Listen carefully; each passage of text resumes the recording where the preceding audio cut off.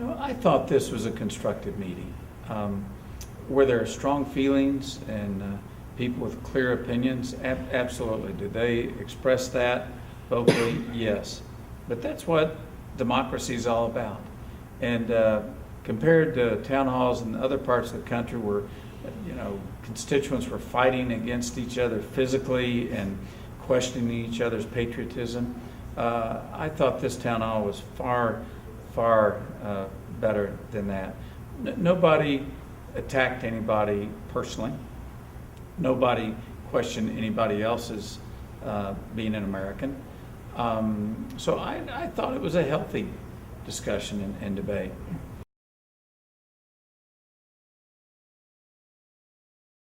I share the frustration that so many people have today in that it is difficult to understand what is and isn't in this bill because of the complexity and length of it and the fact that special interests on all sides are misrepresenting the bill.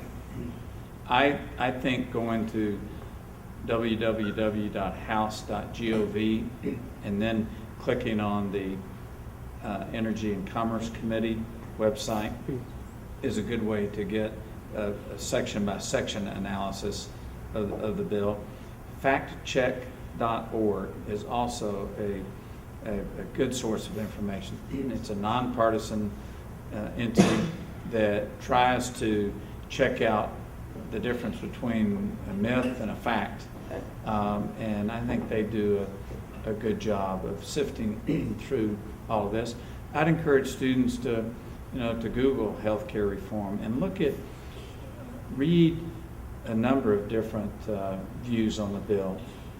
I try to do that. I look at those who support and oppose a bill, and ultimately at the end of the day, more times than not, I find that the real truth is in the middle, between both sides. So I think students ought to look at that.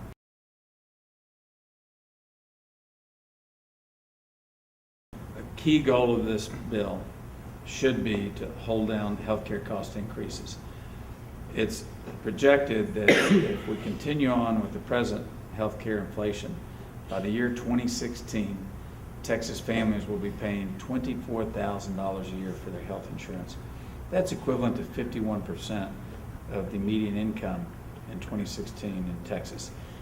That's unsustainable. That would bankrupt families and the businesses that employ them. So we all have a lot at stake in trying to reduce the healthcare cost increases so that we can protect the quality of healthcare people receive today.